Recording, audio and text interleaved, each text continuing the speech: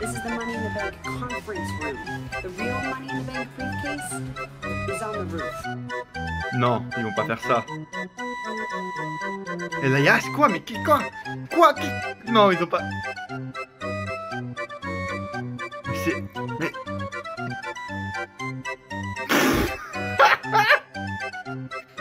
Arrêtez cette merde. Mais non, mais c'est pas... Mais comment elle a glissé de ses mains? Mais... Je ne m'attendais à rien et je suis quand même déçu.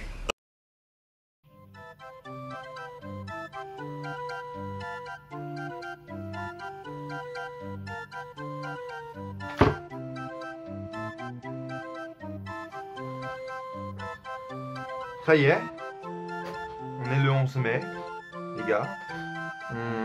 On peut être déconfiné de chez nous, on peut partir de chez nous, on peut partir à plus de 100 km de chez nous. C'est bien, c'est super, hein. Il y a le magasin qui réouvre, tout ça. Je sais pas ce que vous avez fait, vous, en cette première journée de déconfinement en France, après 2 mois. Vous allez peut-être aller faire des magasins parce que vous manquez des vêtements, des chaussures. Peut-être aller chez le coiffeur, hein. Non, non, nous, en tant que fan de catch, moi, en tant que youtubeur catch, eh ben, je me suis posé ce matin, me lever à 7h40, 7h30, tu vois. Puis je me suis posé devant Money in the Bank. Ah non, je ne l'ai pas regardé en direct. Faut pas... Ceux qui l'ont regardé en direct, je pense que là, ils sont actuellement en AVC, hein, ils sont actuellement dans le coma. Mais non, je ne l'ai pas regardé en direct. Eh ben, même le regardant le matin, tu vois, tu te lèves, t'es bien, t'es frais. Eh ben, c'était une expérience. Waouh! J'espère que vous avez profité mieux que moi. Vous êtes allé voilà, chez le coiffeur ou quoi. Et si vous êtes posé devant Money in the Bank pour le premier jour de déconfinement, eh ben, vous avez sûrement pas bien entamé votre semaine.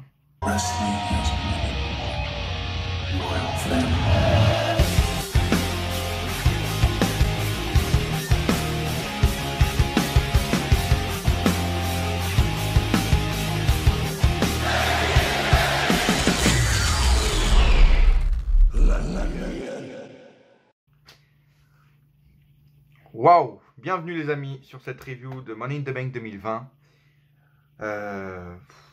Bon, petit point positif, c'était que c'était pas très long, hein. Ça a duré 2 heures. Moi j'aurais dit 2h40, 50, non. En 2h20 c'était plié, c'est plutôt plaisant. Et pourtant ça n'a pas aidé parce que putain, c'était court mais et que c'était long, ta merde. Waouh! Je regardais des matchs, tu vois, j'entamais comme ça. Et puis à un moment, je me disais, putain, mais ça fait long là, ça faut au moins 15 minutes, 20 minutes. Et je regardais le temps, ça faisait à peine 5 minutes que le match avait commencé, mais ça en paraissait 15 quoi. Et pourtant, le match était pas si mal, mais c'était long. Waouh! Waouh! C'était beaucoup, très long, très lent, ce show là, ce soir, alors qu'il durait 2 heures. Je crois que c'est un des pay-per-view les plus courts de l'histoire de la WWE. Alors, on va sûrement aller vite dans tous les matchs qu'il y a eu dans cette carte de main event, hein, main event ou WWE Superstar, tu vois, un show B, parce qu'il n'y a absolument pas grand chose à retenir, hein, à part le main event, comme ça on va vite arriver au main event. Mais cette soirée, ce show était vraiment particulier, hein. Surtout ce main event. Déjà bon, l'opener en vrai, si on commence par ça, l'opener était bien. Tu vois, j'ai pas regardé le kick-off, j'ai sûrement regardé après parce que c'est quand même Jeff Hardy, je sais pas ce qui s'est passé. L'opener était quand même très stylé, je trouve. Les 4 équipes ont réussi à faire quelque chose de bien, il y a eu des bons spots, en vrai de vrai. C'était cool, c'était appréciable, moi je me suis mis dedans, tu vois. J'ai imaginé la réaction du public, les chants This is awesome, quand Morrison a fait une sorte de Spanish Fly, mais en avant, enfin en arrière, et à l'extérieur, énorme, énormissime, tu vois, même la Lucha Party était très divertissante, c'était cool. L'opener était bien. Après c'était ce que c'était, quoi. Après, j'ai fait me tirer une balle au moins 3 fois. Vraiment. Parce que déjà, ça passait lentement. Et que, je veux dire, on a enchaîné ça. Puis on a enchaîné un MVP contre R-Truth. En fin de compte, non, c'était pas MVP. Parce qu'en fin de compte, MVP, il s'est préparé. Tu vois, il a fait chaud. Il a fait son entrée, tranquille, hot. Pour se faire niquer la place par Bobby Lashley qui lui dit rentre chez ta mère. Et puis il dit oui. Oui, monsieur. Et puis il se casse. Puis en fin de compte, c'était un Bobby Lashley contre R-Truth. Ouais, on va tous sauter joie, on va tous se réunir pour yes, fêter ça. Bobby Lashley, un match en pay-per-view. Tamina Bailey, je crois que c'était ça. Coupé de plein de segments de Lacey Evans, The Corbin qui font des promos chez eux en disant oh, moi je suis le meilleur. Puis on a enchaîné quoi? Oh, je sais même plus, je me rappelle même plus de la carte. Il y a eu quoi après ça? Je crois qu'on a enchaîné avec le match titre universel qui était bizarre. Puis c'était même pas bon, c'était lent déjà. Puis voilà, c'était bizarre. Bray Wyatt prend sa première défaite en tant que Bray Wyatt lui-même, pas en tant que The Fiend. Donc du coup, les deux personnages du Fiend ont les deux personnages de Bray Wyatt pour le coup ont une défaite. Est-ce que c'est une bonne chose? Bien sûr que non. Est-ce qu'il y a moyen de récupérer ça? Oui. Mais il y aurait moyen de récupérer. Tu vois, tu n'aurais pas eu moyen de récupérer ça si tu aurais donné directement le titre et la victoire à Bray Wyatt. Mais là, évidemment qu'ils peuvent récupérer parce que on va sûrement avoir un The Fiend contre Braun Strowman au prochain pay-per-view, je sais pas quand. Et le Fiend va sûrement récupérer le titre, tu vois. Mais pourquoi ne pas donner le titre directement à Bray Wyatt? En plus, on a vu, tu vois, que le match était enregistré parce qu'il n'avait pas marqué le petit live en haut à droite. Et puis voilà, il y avait des personnages de la Firefly Funhouse qui sont intervenus.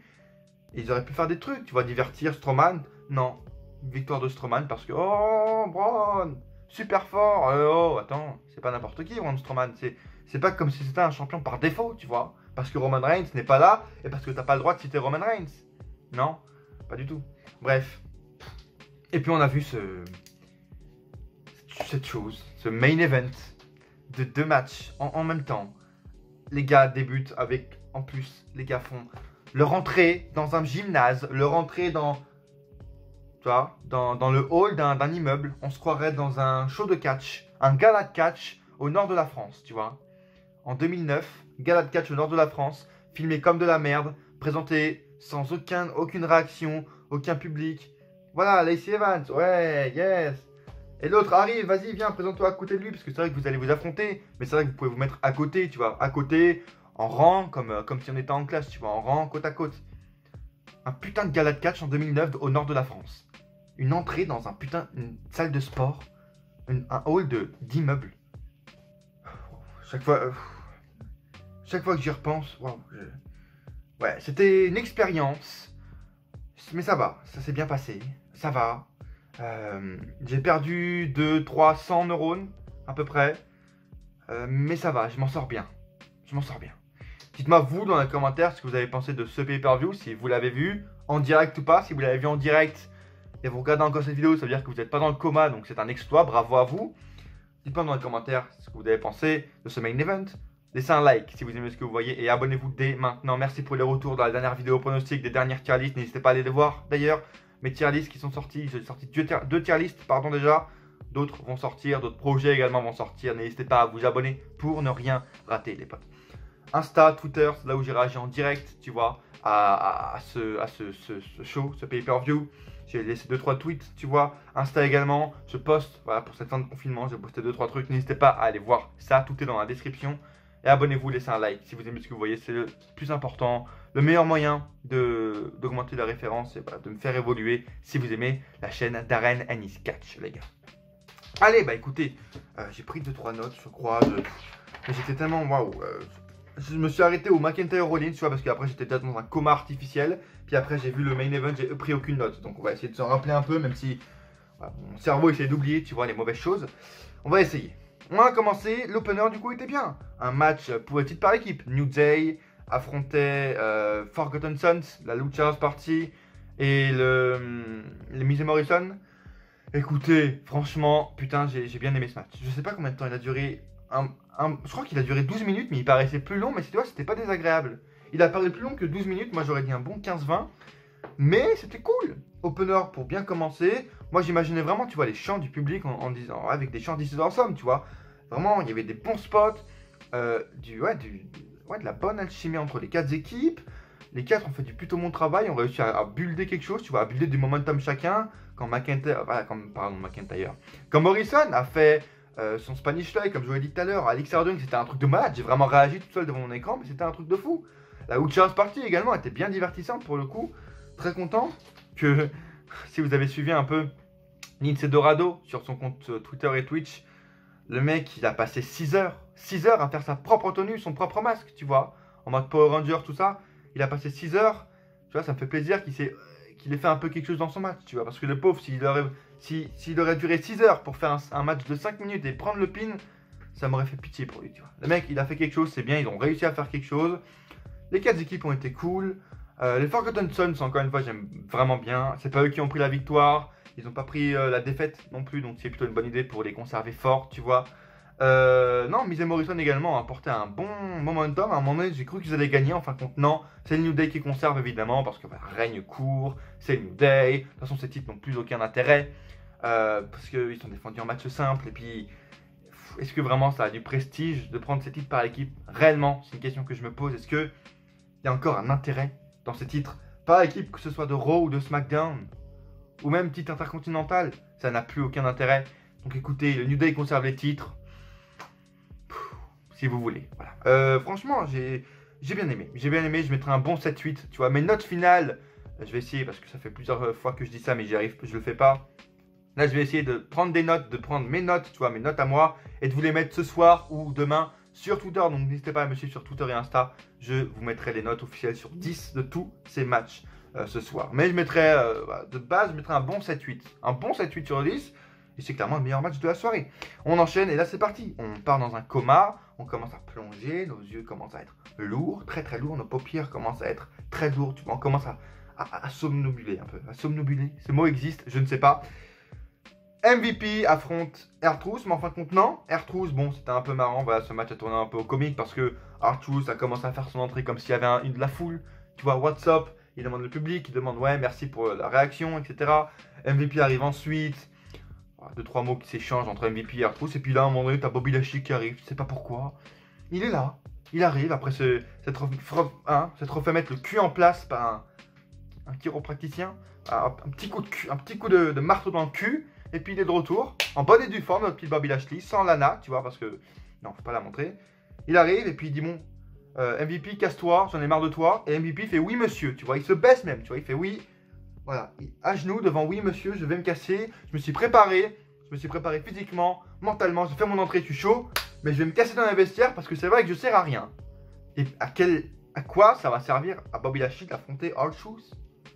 À quoi ça va lui donner des momentum, sérieusement? Vince, est-ce que tu penses que Lashley qui bat Truth, ça va lui donner du momentum, hein? Et il va être plus crédible à affronter Brock Lesnar, tu vois, dans 2 mois, comme tu sais, de le builder en mode super fort, gros momentum, gros mec, oh Braun, hein? Là, il va être vraiment fort, il a affronté Truth, waouh, il l'a battu, waouh. Bayley affronte Tamina pour le titre de SmackDown, je crois aussi. Oui, c'est ça, bah oui. Waouh, Botchamania va être très content de voir ce match. Je pense que Botchamania, si vous le suivez sur YouTube, Matthew, sur Twitter, il va être très content. Je pense qu'il peut faire un épisode spécial Botchamania, juste avec ce match. C'était horrible, en fait. Horrible. Et puis encore une fois, il y a une interview avant le match, tu vois, avec Bayley, Sasha Banks, l'altercation, encore une fois, de oh non, c'est pas, oh non, bah il n'y a aucune altercation entre nous, machin. C'est lourd. On voit que toute cette merde, tu vois, ça va servir à amener un Bayley, Sasha Banks, un turn de l'une ou de l'autre, mais on s'en bat les couilles. Donc comment tu veux te mettre là-dedans? Comment tu veux te mettre dans un match où t'as Bayley et Tamina qui n'ont aucune alchimie? Où les deux, oh mais non mais c'est horrible, je peux pas dire. Botchamania et il y avait de la gêne en plus, tu vois, c'était Botchamania plus gêne. C'est pas ça. Malaise, tu vois, malaise TV, vraiment. Et mais waouh, il y a eu des matchs à toutes les minutes, quoi. Et puis ce match était lent en plus, mais il a duré combien de temps? 20 minutes, c'est incroyable. T'as Tamina qui est prête pour le Samoan Drop, elle l'attend, qu'il y ait une intervention de Sasha Banks. Sasha Banks aussi, après, elle va la courser. À un moment donné, tu vois, elle est prête pour sortir du ring. Mais Tamina, elle est un peu en retard du coup pour sortir du ring. Elle fait une pause, elle attend que Tamina arrive pour la retirer. Tamina va faire un Samoan Drop, mais elle attend que Bayley réagisse, qu'il faut faire un petit tombé. Hop, alors il y a un petit tombé, et puis Bayley conserve son titre par petit paquet. Yes, super. Super intelligent. Puis Tamina, elle reprend juste après sur les épaules pour faire un Samoan Drop. Mais oh, Sasha Banks est en retard. Du coup, Tamina reste comme ça, tu vois. Elle pourrait faire son finisher, son Samoan Drop au moins 10 fois. Mais non, il faut qu'elle attende parce que, oh, Sasha Banks est en retard pour lui niquer le genou pour pas qu'elle fasse son Samoan Drop. Oh putain, j'ai besoin d'ouvrir la fenêtre. Désolé, j'ai chaud là. Wow. Et c'est une épreuve. C'est une épreuve d'analyser ce putain de show. Bray Wyatt arrive pour affronter Braun Strowman. La vidéo package était plutôt bien. Oui, les matchs ont l'air tellement... C'est la seule note que j'ai prise de ce match. Waouh. Les matchs, je veux dire, même là, c'est encore une fois, Bray et Braun, ça pourrait être un plutôt bon truc, une histoire à raconter, tu vois. Le début commence super lentement, ils font du vrai match, et puis c'est juste à la fin qu'ils commencent à avoir les marionnettes, les personnages, que le match commence à être un peu psychologique, avec à un moment donné, t'as Strowman, tu sais pas pourquoi, mais il remet le masque de la chèvre noire, tu vois, son masque, il se remet, tu vois, il se remet à genoux devant Bray Wyatt, en mode, oh, voilà, et puis en fin de compte, après il le trahit, il enlève son masque, et Power Slam victoire. Le match n'était pas assez psychologique, du coup c'était très lent en fait. Ils auraient dû faire ça dès le début, un match psychologique seulement. Tu vois, pas un vrai match. Malheureusement c'était beaucoup trop long. Il a duré je crois même pas 10 ou 12 minutes, ou je sais pas. J'en ai déjà plus aucun... Ça fait 30 minutes que j'ai regardé ça, je n'ai déjà plus aucun souvenir. C'est bon pour vous? Ça explique un peu le fait, voilà, l'importance de ce show. Première défaite de Bray Wyatt, du coup en tant que Bray Wyatt normal. Je trouve que c'est pas une bonne chose, évidemment, parce que son personnage là va être encore réduit, va être encore décrédibilisé, va perdre du momentum. Goldberg qui l'a battu, c'est parce qu'en fait il n'a jamais affronté Goldberg, il n'a jamais eu d'altercation avec Goldberg, du coup le Finn n'avait pas de passé, n'avait pas de, tu vois, de moment auquel se raccrocher pour faire douter psychologiquement Goldberg et le battre. Alors que là, Strowman, il y a une histoire derrière, il y a une histoire, etc. de plusieurs années, c'est Strowman qui a été amené par Bray Wyatt, etc. La Wyatt Family, tout ça, c'était bien cool. Et pourtant, Strowman le bat. Je comprends pas le délire. Écoutez, Strowman reste notre champion par défaut préféré. Tu vois, je sais pas ce qu'il va faire. On va sûrement mener un Fiend contre Strowman. Et j'en ai rien à faire. Ben écoutez, on est déjà à l'avant-dernier match. Drew McIntyre défendait son titre hier soir contre Seth Rollins. Je vous l'ai dit en début de vidéo, voilà, c'était un match plutôt potable en soi. J'aime pas, vraiment, je vais vous le redire encore une fois. J'aime pas le fait que Drew McIntyre sourisse quand il arrive, rigole, tout ça. Oh, bonjour. Non, j'aime pas ça. Moi, j'ai connu et j'ai aimé le McIntyre qui était, tu vois, en mode vraiment heal, en mode badass, je vais te niquer ta race, tu vois, en mode il arrive, chouf. Alors que là, il arrive, il sourit, il arrive en mode rapide, il est chaud, il sourit à son adversaire. Non, ça, c'est pas le McIntyre que j'ai envie de voir. J'ai envie de voir le McIntyre vraiment sérieux face à ses adversaires, vraiment chaud, tu vois. En mode no joke. C'est ça également que j'aime pas en tant que McIntyre face et qui devient trop face en fait, gentil. Parce que quand t'es face à la WWE, il faut que tu sourisses, mais non, t'es pas obligé en fait. Sinon le match, il a commencé un peu lentement en vrai. J'ai failli m'endormir alors qu'il était 8h du mat. Mais après, ça a un peu plus accéléré, tu vois. Ça a un peu plus rentré dans le in-ring vraiment. Dans ce que j'ai aimé, tu vois, dans leur dernier affrontement en 2018 quand ils s'étaient affrontés. Là, ils sont vraiment entrés dans leur in-ring où j'ai vraiment bien aimé. Ils ont une putain d'alchimie au niveau in-ring, les deux. Et c'était vraiment bien au niveau du milieu de match jusqu'à la fin. Ça a vraiment entré dans un momentum, un in-ring assez bon. C'était très cool à voir jusqu'à la fin. Il y a eu vraiment des bons kick-outs de McIntyre, des bons kick-outs de Rollins. Les deux se sont vraiment battus, tu vois. C'était bien, c'était super. Il y a eu des belles prises de risque, etc. C'était vraiment cool. La fin, évidemment, on la connaît. Aucune intervention. Je suis assez impressionné qu'il n'y a pas eu un petit Murphy qui intervienne par-ci par-là. McIntyre bat Rollins fair and square.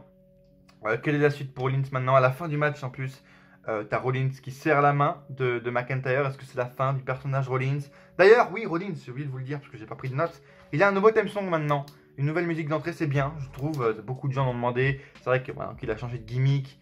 Son truc de Burn It Down, c'était un peu moyen. Après, c'est un peu une musique générique, hein, je vais vous l'avouer.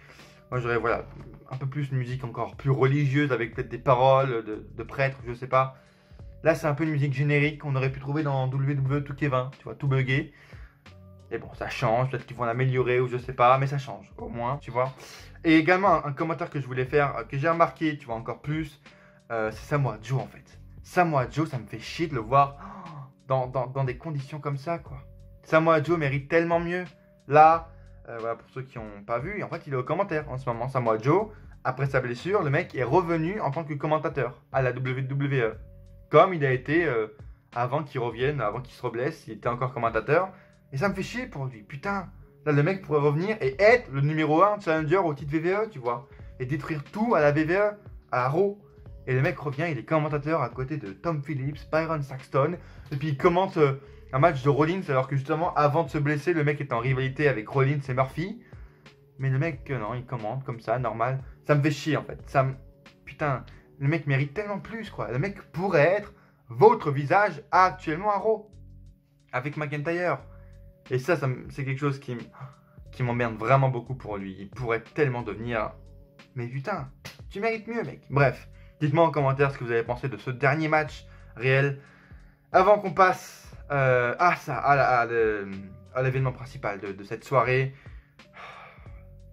Écoutez, je pense qu'on va d'abord pour éviter de choper le coma virus, écoutez, qui se transmet par voie bactérienne, tout ça, par voie orale, buccale. Hop. On va s'équiper un peu avant d'entamer cette chose, hein, comme ça on ne chope pas le coma virus. Et on est parti, je pense qu'on est bien, les gars. Main event, le Money in the Bank match. Ah, attendez, il y a une vidéo que je viens de recevoir. Hop, je vais la lancer.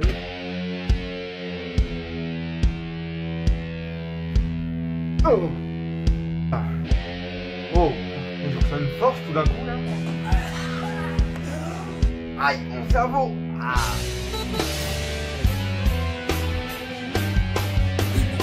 Oh, le mal. Oh là. Ah, j'ai mal au dos tout d'un coup. Ah. Ah, elle est si puissante. Elle me veut du mal.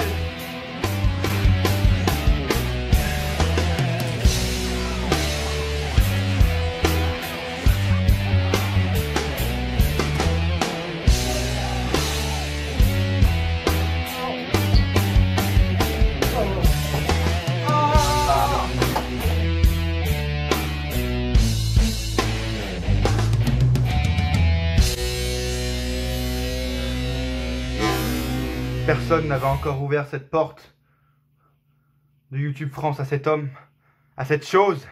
Personne. La règle a été enfreinte. La règle de YouTube en France à ne jamais ouvrir la porte, à ne jamais faire entrer cet homme dans notre monde. Quelqu'un l'a brisé. Qui? Mais qui a invité cet homme sur sa chaîne YouTube? Qui?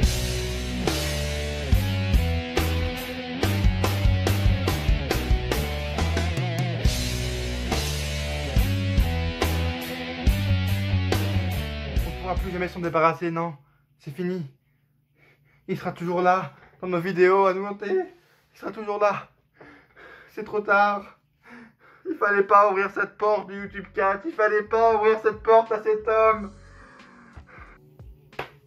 Écoutez, on va... J'ai perdu plus de... J'ai perdu plus de 5000 neurones d'un coup. Mais on va essayer de... rester un peu lucide, d'analyser ça, ce que j'ai vu tout à l'heure ce matin en me levant. C'est la première fois que j'entends une force aussi puissante et maléfique sur YouTube. Waouh. Le match était trop bizarre. Trop de questions se sont posées en 1 minute. Pourquoi ils s'attaquent? Pourquoi ils vont pas tous directement monter le plus vite possible dans les escaliers ou dans les ascenseurs? Pourquoi une fois que tout le monde est au sol, ils attendent 10 secondes avant de partir? Pourquoi quand il y a une femme ou un homme qui est dans les ascenseurs, pourquoi les autres personnes, les autres superstars qui montent l'attendent devant l'ascenseur pour le tabasser au lieu de monter plus haut vite et plus haut que lui et atteindre plus vite la mallette? Pourquoi ils l'attendent? Qu'est-ce qu'ils ont?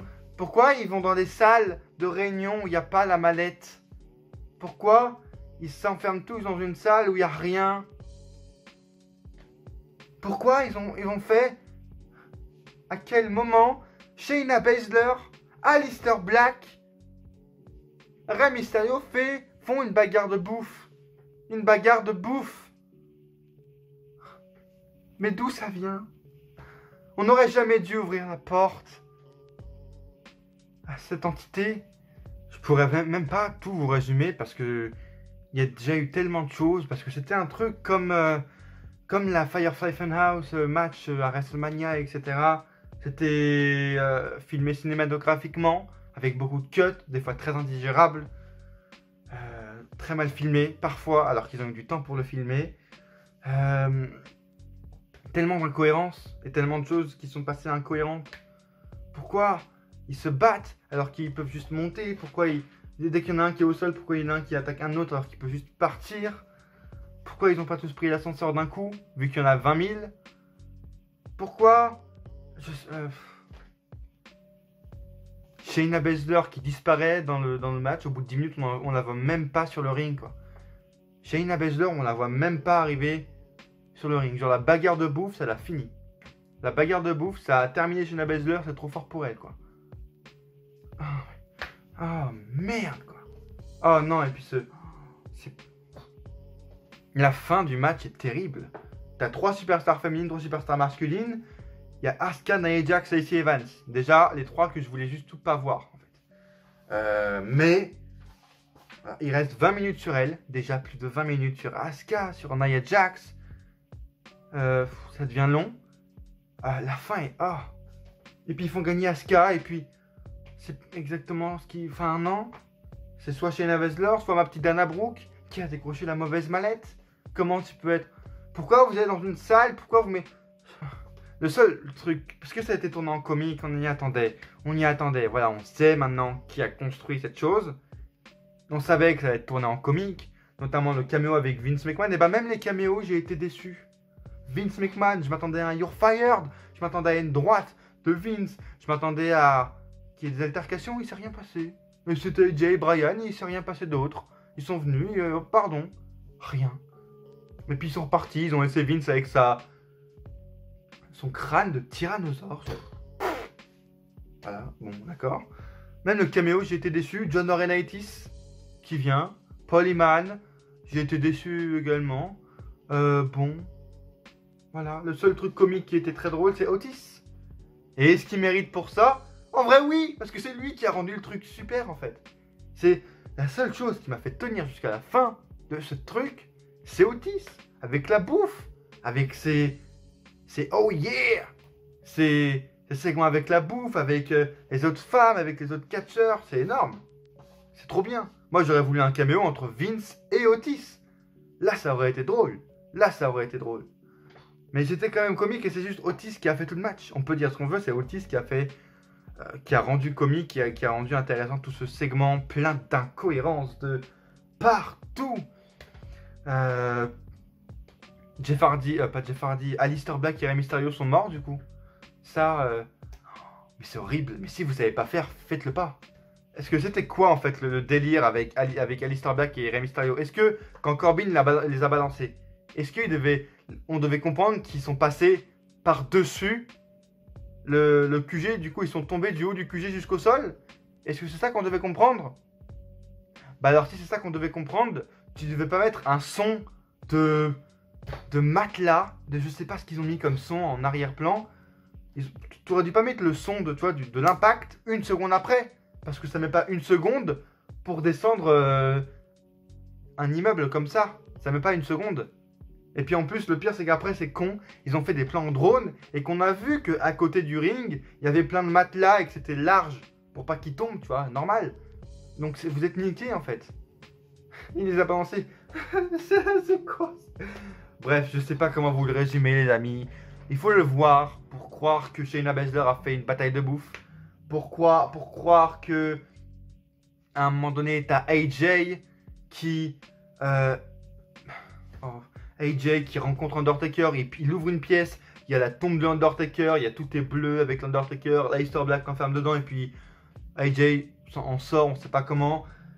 Il faut le voir pour croire en fait, pour croire vraiment ce qui s'est passé quoi. Et puis pour parler des victoires évidemment, parce que je n'en ai pas parlé, mais moi Asuka je trouve que c'est une mauvaise idée.